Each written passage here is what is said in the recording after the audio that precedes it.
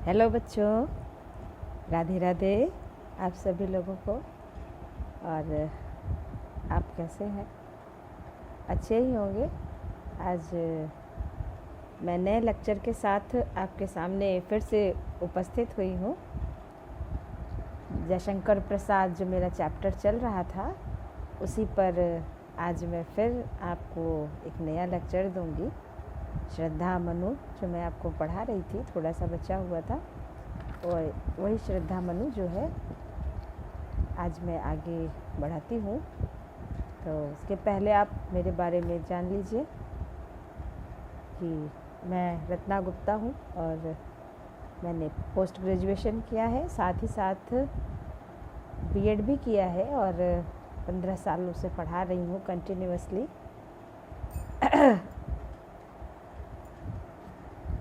तो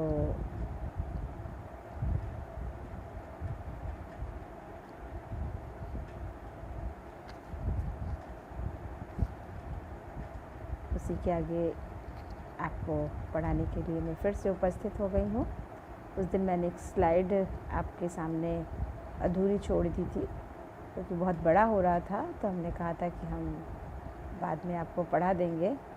चलिए इसी स्लाइड से जो कि मैंने अधूरा छोड़ा था वहीं से फिर से शुरुआत करते हैं। कैसा लग रहा है आपको? थोड़ा मैं आजकल एक आध दो दिन छोड़ कर के लेक्चर अपलोड कर रही हूँ क्योंकि घर पे मेरे थोड़ा सा काम चल रहा है, इस वजह से जो है लेक्चर रिकॉर्ड नहीं हो पा रहा है। लेकिन फिर भी मैंने इतना आपको पढ़ाया है कि यदि आप उसको बार बार पढ़ेंगे तो अच्छे से समझ में आएगा, क्योंकि ये चैप्टर थोड़ा सा और चैप्टर्स की अपेक्षा कठिन भी है और समझने में समय लगेगा। तो चलिए उसी के आगे हम फिर से शुरुआत करते हैं। समर्पण लो सेवा का सार, सजल संस्कृति का यह पतवार, आज से यह जीवन उत्सर्ग, इसी पद तल में विगत विकार। अब इस पद्यांश में श्रद्धा मानवता को या मानवता की फिर से इस संसार में निर्माण हो, इस सृष्टि का फिर से निर्माण हो, उसका अस्तित्व बचाए रखने के लिए मनु के सम्मुख आत्मसमर्पण करती है और उनसे सृष्टि का प्रवर्तक बनने का आग्रह भी करती है, क्योंकि सृष्टि के निर्माण के लिए स्त्री और पुरुष दोनों का होना आवश्यक है और मनु तो थे ही।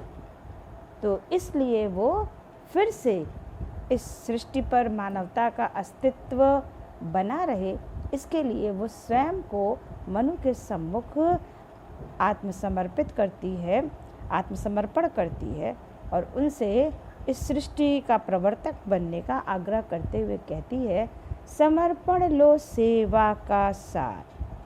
श्रद्धा मनु के समक्ष मानवता के कल्याण हेतु ये प्रस्ताव रखती है कि मैं स्वयं को तुम्हें समर्पित करके तुम्हारी सेवा करना चाहती हूँ। समर्पण लो सेवा का सार। समर्पण का मतलब यहाँ न्यक्षावर से है और सार माने होता है तत्व। तो श्रद्धा मनु से कहती है कि मानवता के कल्याण हेतु मैं स्वयं को तुम्हें समर्पित करके तुम्हारी सेवा करना चाहती हूँ। अर्थात कहने का तात्पर्य ये है कि मैं तुम्हारी जीवन संगनी बन करके तुम्हारे साथ साथ मानवता की भी सेवा करना चाहती हूँ और तुम इसे स्वीकार कर लो, क्योंकि सेवा का सार, क्योंकि मेरी इस सेवा भावना का सार तत्व यह है कि मेरी यह सेवा भावना सजल संस्कृति का यह पतवार। संस्कृति माने प्रकृति या संसार, कि मेरी समर्पण लो अर्थात मैं स्वयं को आपके समक्ष आत्मसमर्पित कर रही हूँ। किस लिए? मानवता के कल्याण हेतु। सेवा का सार, और मेरी सेवा भावना का ये जो सार तत्व है, सजल संस्कृति का यह पतवार, वह यह है कि मेरी यह सेवा भावना जलमग्न संसार के लिए जलमग्न संसार के लिए पतवार का कार्य करेगी और इससे अस्तित्व खोती मानवता को एक नई दिशा मिल जाएगी। तो समर्पण लो सेवा का सार, सजल संस्कृति का यह पतवार। सजल संस्कृति माने संसार रूपी नौका। अब नौका को पार करने के लिए पतवार चलानी पड़ती है, तो इस संसार रूपी नौका को पार करने के लिए मैं क्या कर रही हूँ, एक पतवार का कार्य करूँगी। तो इसीलिए वो कहती है कि मानवता के कल्याण हेतु मैं स्वयं को तुम्हारे समक्ष समर्पित करके तुम्हारी सेवा करना चाहती हूँ, अर्थात तुम्हारी जीवन संगनी बन करके तुम्हारे साथ साथ मानवता की भी सेवा करना चाहती हूँ और तुम इसे स्वीकार करो। सेवा का सार, मेरी इस सेवा भावना का सार तत्व यह है, सजल संस्कृति का यह पतवार, कि मेरी यह सेवा भावना संसार रूपी नौका के लिए पतवार का कार्य करेगी और इससे अस्तित्व खोती मानवता को एक नई दिशा मिल जाएगी। आज से यह जीवन उत्सर्ग इसी पद तल में विगत विकार। विगत विकार का तात्पर्य है बीते हुए दोष अथवा बुराई। विगत माने जो बीत गया, तो विगत विकार, विकार माने दोष या बुराई, तो बीते हुए दोष या बुराई।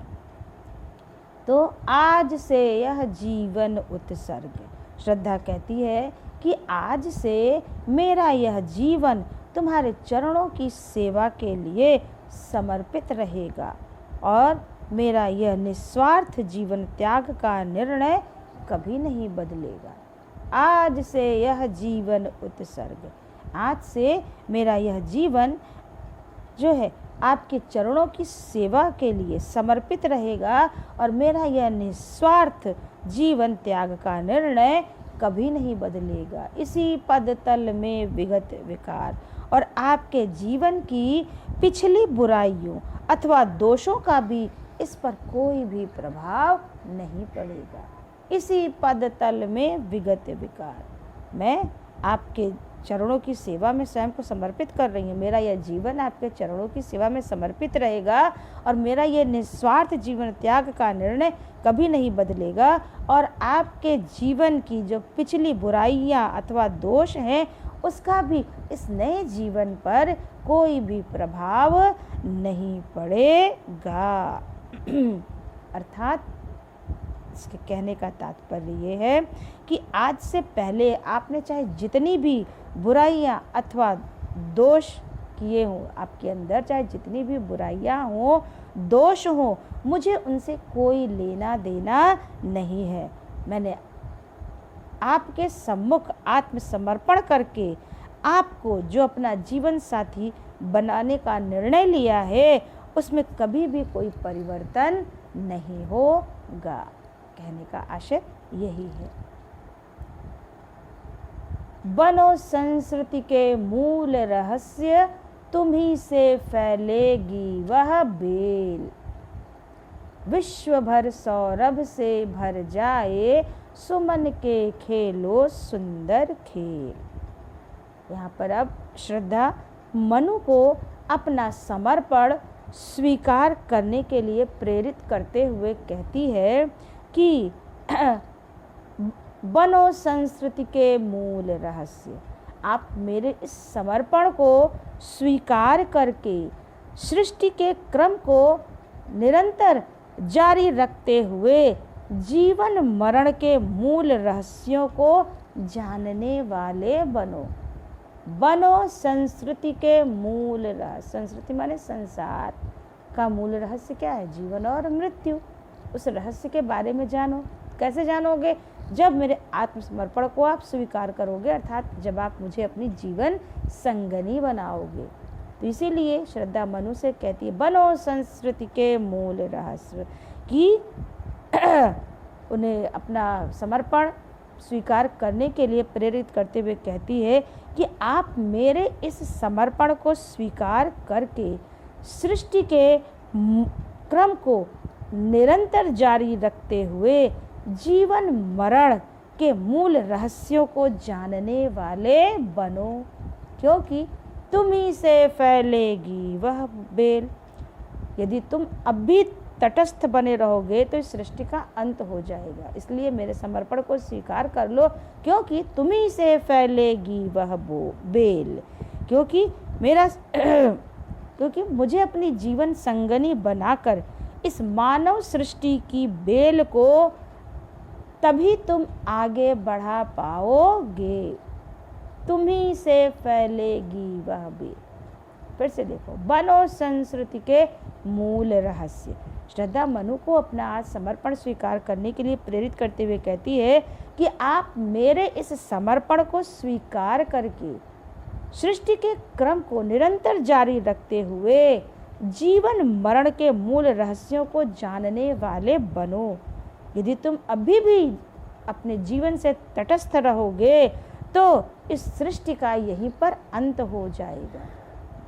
अब तुम ही से फैलेगी वह बेल, क्योंकि मेरे इस समर्पण को स्वीकार करके अर्थात मुझे अपनी जीवन संगनी बना करके इस मानव सृष्टि की बेल को आगे तुम्हें ही बढ़ाना है।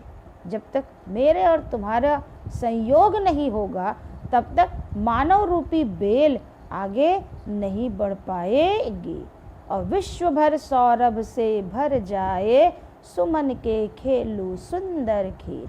सौरभ माने सुगंध, सुमन माने पुष्प। तुम मेरे संयोग से विश्व भर सौरभ से भर जाए सुमन के खेलो सुंदर खेल।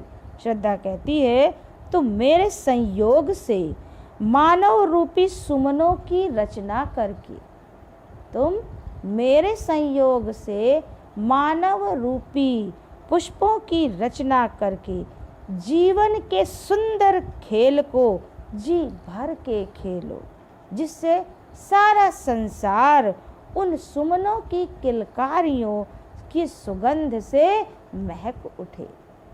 विश्व भर सौरभ से भर जाए सुमन के खेलो सुंदर खेल। श्रद्धा कहती है कि तुम मेरे संयोग से मानव रूपी पुष्पों की रचना करके जीवन के सुंदर खेल को जी भर के खेलो, जिससे सारा संसार उन सुमनों की या उन पुष्पों की किलकारियों की सुगंध से महक उठे। तो आया समझ में आपको? चलिए इसका आपको काव्यगत विशेषताएं बता दें। इसका काव्यगत विशेषता जैसे कि पहले भी बताया है हमने, खड़ी बोली है, शुद्ध संस्कृत निष्ठ खड़ी बोली है, अलंकार रूपक तथा अनुप्रास है, और यहाँ पर संयोग श्रृंगार है, गुण माधुर्य है, और छंद 16 मात्राओं का छंद है। तो आ गया समझ में? चलिए आगे बढ़ते हैं। और यह क्या तुम सुनते नहीं, विधाता का मंगल वरदान, शक्तिशाली हो विजयी बनो, विश्व में गूंज रहा जय गान। अब यहाँ पर मनु के एकांत और निराश जीवन में आशा का संचार करते हुए श्रद्धा उसके सम्मुख आत्मसमर्पण कर देती है, और समर्पण के पश्चात श्रद्धा मनु को नवीन सृष्टि का निर्माण करने की प्रेरणा प्रदान करते हुए कहती है। पहले तो उसने आत्मसमर्पण कर दिया और आत्मसमर्पण के बाद वो मनु को सृष्टि के निर्माण की प्रेरणा प्रदान करते हुए कहती है कि और यह क्या तुम सुनते नहीं, विधाता का मंगल वरदान। श्रद्धा मनु से कहती है कि आपने इस सृष्टि की रचना करने वाले उस विधाता या उस ईश्वर का वह कल्याणकारी वरदान नहीं सुना? और यह क्या तुम सुनते नहीं विधाता का मंगल वरदान? श्रद्धा मनु से कहती है कि आपने इस सृष्टि की रचना करने वाले उस ईश्वर के उस कल्याणकारी वरदान को नहीं सुना? शक्तिशाली हो, विजयी बनो, विश्व में गूंज रहा जय गान, जिसमें उन्होंने कहा है कि शक्तिशाली बन करके विजय प्राप्त करो। विधाता का यही विजय गान आज संपूर्ण विश्व में गूंज रहा है। तो यहाँ पर श्रद्धा मनु से कहती है कि आपने सृष्टि की रचना करने वाले उस विधाता के उस कल्याणकारी वरदान को नहीं सुना, जिसमें उन्होंने कहा है कि शक्तिशाली बन करके विजय प्राप्त करो, और विधाता का यही विजय गान संपूर्ण विश्व में गूंज रहा है। डरो मत अरे अमृत संतान, अग्रसर है मंगलमय वृद्धि, पूर्ण आकर्षण जीवन केंद्र, खिंची आएगी सकल समृद्धि। अमृत संतान का तात्पर्य है देवपुत्र। यहाँ पर हर मनुष्य परमात्मा का अंश है, इसलिए वो देवपुत्र या पुत्री ही होते हैं। तो यहाँ पर श्रद्धा ने मनु को देवपुत्र से संबोधित किया है। अग्रसर है माने सामने उपस्थित है। मंगलमय वृद्धि का मतलब कल्याणकारी उन्नति। तो डरो मत अरे अमृत संतान, श्रद्धा कहती है कि हे देवपुत्र मनु, आप इस नवीन सृष्टि का विकास करने के लिए तैयार हो जाइए। आप किसी भी प्रकार की आशंका से भयभीत न हो। डरो मत, आशंका से डरिए नहीं अमृत संतान, हे देवपुत्र मनु। तो श्रद्धा मनु से कहती है कि हे देवपुत्र मनु, आप इस नवीन सृष्टि की रचना करने के लिए तैयार हो जाइए, और आप किसी भी प्रकार की आशंका से भयभीत मत होइए, क्योंकि अग्रसर है मंगलमय वृद्धि, क्योंकि कल्याणकारी उन्नति आपके सम्मुख उपस्थित है। अग्रसर है मंगलमय वृद्धि, क्योंकि कल्याणकारी उन्नति आपके सम्मुख उपस्थित है, अर्थात आपका भविष्य मंगलमय है। पूर्ण आकर्षण जीवन केंद्र, खिंची आवेगी सकल समृद्धि। आपका जो जीवन है, जीवन केंद्र है, वो आकर्षण से भरा हुआ है। पूर्ण आकर्षण जीवन केंद्र, आपका जो जीवन केंद्र है वो आकर्षण से भरा हुआ है। खिंची आवेगी सकल समृद्धि, इसलिए संपूर्ण सुख संपन्नता और वैभव आपके सम्मुख स्वयमेव ही उपस्थित हो जाएंगे। पूर्ण आकर्षण जीवन केंद्र, आपका जीवन केंद्र आकर्षण से परिपूर्ण है। इस और खिंची आवेगी सकल समृद्धि, इसलिए संपूर्ण सुख संपन्नता और वैभव आपके सम्मुख स्वयमेव ही उपस्थित हो जाएंगे।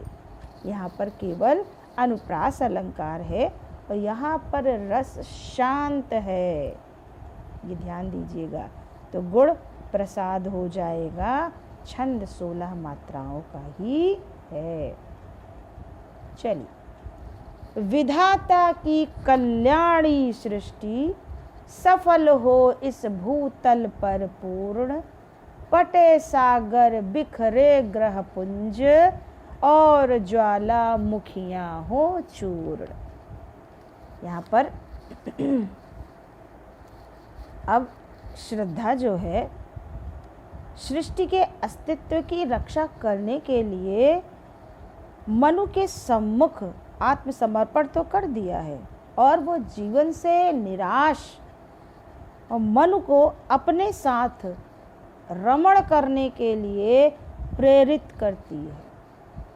आत्मसमर्पण के बाद उनके अंदर विद्यमान निराशा को दूर करने के लिए अपने साथ रमण माने घूमने के लिए प्रेरित करती है, जिससे सृष्टि की बेल पल्लवित और पुष्पित हो सके। और अगर ऐसा हुआ तो शीघ्र ही मानवता का जो यश है वो फिर से सर्वत्र फैल जाएगा।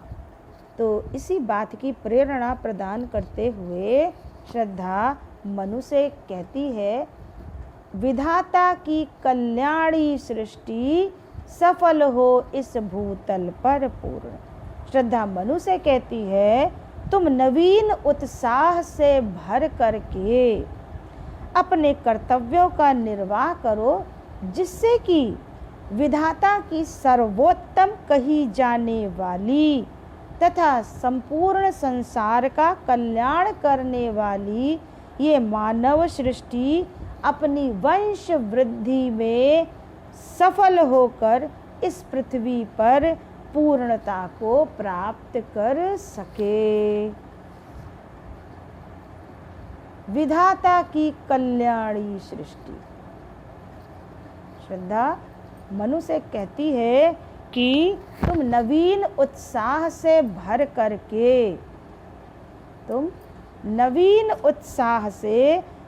करके अपने कर्तव्यों का निर्वाह करो, जिससे कि विधाता की कल्याणी सृष्टि, विधाता की सर्वोत्तम और कल्याणकारी सृष्टि, जिससे समस्त विधाता की सर्वोत्तम सृष्टि कही जाने वाली तथा समस्त संसार का कल्याण करने वाली ये मानव सृष्टि अपनी वंश वृद्धि में सफल हो करके इस पृथ्वी पर पूर्णता को प्राप्त हो सके। पटे सागर बिखरे ग्रह पुंज और ज्वालामुखियां हो चूर्ण। फिर श्रद्धा कहती है कि तुम्हारे इस प्रकार के सार्थक प्रयासों और कठोर श्रम से, श्रद्धा कहती है कि इस प्रकार तुम्हारे सार्थक प्रयासों और कठोर श्रम से ये उफनते हुए सागर, पटे सागर, ये उफनते हुए सागर पट जाएंगे। बिखरे ग्रह पुंज, ग्रह नक्षत्र तुम्हारे चारों ओर बिखर करके अपनी विभव को, अपनी चमक को लुटाएंगे और ज्वालामुखियां हों चूर्ण, और महाविनाश बरपाने वाली ये ज्वालामुखियां चूर्ण चूर हो करके सदैव के लिए शांत हो जाएगी। भाई अब जब इस संसार में प्रलय हो चुका है, चारों तरफ सागर उफन रहे हैं, अर्थात चारों तरफ जल ही जल है, ये ग्रह नक्षत्र जो मानव के कल्याण के लिए होते थे वो सब बिखर गए हैं। और अब तो जब मानव नहीं रहेगा तो ज्वालामुखियाँ जो है वो आग उगलेंगी और इन्हें शांत करने वाला केवल मानव ही है। तो अगर इस प्रकृति को, इस सृष्टि को फिर से मानव के योग्य बनाना है तो हमें सृष्टि निर्माण के कार्य को प्रारंभ करना पड़ेगा, तभी ये प्रकृति पर हम विजय प्राप्त कर सकते हैं, अन्यथा नहीं। तो इसीलिए श्रद्धा कहती है विधाता की कल्याणी सृष्टि की। श्रद्धा मनु से कहती है कि तुम नवीन उत्साह से भर करके अपने कर्तव्यों का निर्वाह करो, जिससे विधाता की सर्वोत्तम कही जाने वाली तथा समस्त संसार का कल्याण करने वाली मानव सृष्टि अपनी वंश वृद्धि में सफल होकर के इस पृथ्वी पर पूर्णता को प्राप्त कर सके। क्योंकि तुम्हारे ऐसा करने से पटे सागर, तुम्हारे इस प्रकार के सार्थक प्रयासों और कठोर श्रम से ये उफनते हुए समुद्र पट जाएंगे। बिखरे ग्रह पुंज, ग्रह नक्षत्र तुम्हारे चारों ओर बिखर करके अपनी चमक को लुटाएंगे और ज्वालामुखियाँ हो चूर्ण, और महाविनाश बरपाने वाली ये ज्वालामुखियाँ चूर चूर होकर सदैव के लिए शांत हो जाएंगी। अर्थात कहने का आशय ये है कि एक दिन अपने कठोर श्रम और अनवरत प्रयासों से इन प्राकृतिक आपदाओं पर अवश्य ही विजय को प्राप्त करो। मनुष्य अपने सार्थक प्रयासों से इस प्रकृति पर विजय प्राप्त कर सकता है, तो श्रद्धा उसी विजय के लिए मनु को प्रेरणा प्रदान कर रही है।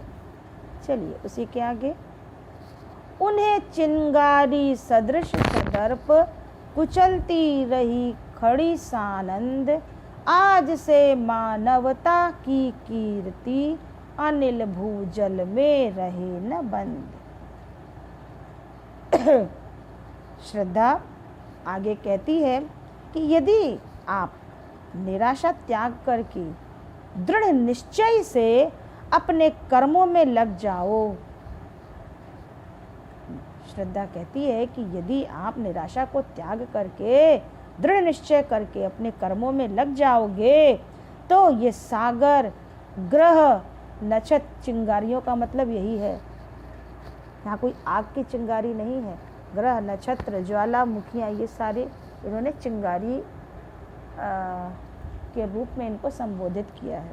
तो वही श्रद्धा कहती है कि यदि तुम अपनी निराशा को त्याग करके अपने दृढ़ निश्चय से अपने कर्मों में लग जाओगे, तो ये सागर, ग्रह, नक्षत्र और ज्वालामुखी जैसे जो आपदाएं हैं, उनकी चिंगारी को पैर से कुचल करके नष्ट कर देने के समान मानवता इन पर विजय प्राप्त करके स्वयं पर गर्व कर सकती है, या स्वयं पर गर्व करते हुए आनंद मनाती हुई खड़ी हो जाएगी। तो उन्हें चिंगारी सदृश सदर्प कुचलती रहे खड़ी सानंद। श्रद्धा मनु से कहती है कि आप अपनी निराशा को त्याग दीजिए और दृढ़ निश्चय करके अपने कर्म में लग जाइए, जिससे कि ये सागर, ग्रह, नक्षत्र, ज्वालामुखियाँ जैसी आपदाएं हैं, उनकी चिंगारियों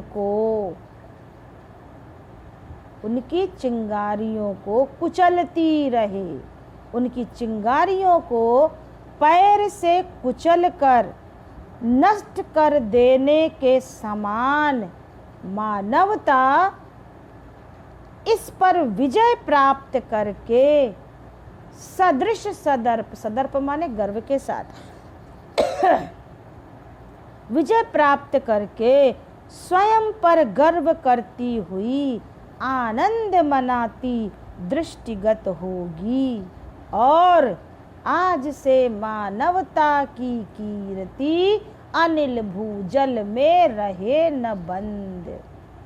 और आज से या आज के बाद वायु, पृथ्वी, जल जैसे प्राकृतिक तत्व मानवता की फैलती हुई कीर्ति को नहीं रोक पाएंगे। फिर से देखिए, उन्हें चिंगारी सदृश सदर्प कुचलती रहे खड़ी सानंद।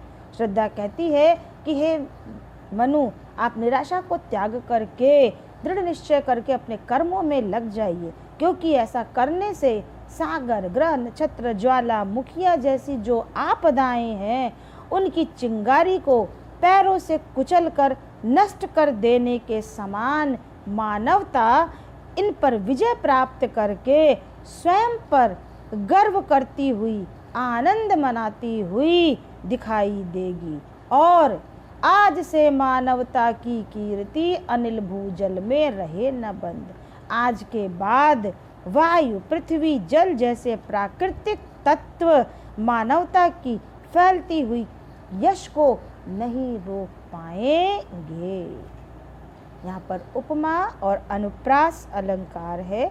यहाँ पर भी रस शांत है और गुण प्रसाद है और सारी काव्यगत विशेषताएं उतनी ही हैं। तो आज समझ में आया आपको? थोड़ा सा समझने के लिए उसे 2-4 बार आपको पढ़ना पड़ेगा, समझना पड़ेगा। समझ में तो ज़रूर आएगा आपको और अच्छा भी लगेगा। यहाँ पर ये प्रसाद जी कहना चाहते हैं कि मानव के अंदर वो ताकत है कि अगर वो दृढ़ निश्चय करके किसी भी कार्य को करे तो विजय कभी भी उससे दूर नहीं जा सकती है। ये तो सृष्टि के निर्माण की ही बात है। तो हमें अपने निराश जीवन में उत्साह भर करके यदि कोई कार्य करना प्रारंभ करते हैं तो उस कार्य में हमें सफलता अवश्य ही प्राप्त होगी। तो आज का पढ़ाया हुआ आपको कैसा लगा? ढेर सारा कमेंट्स करके हमें बताने की कोशिश करिएगा।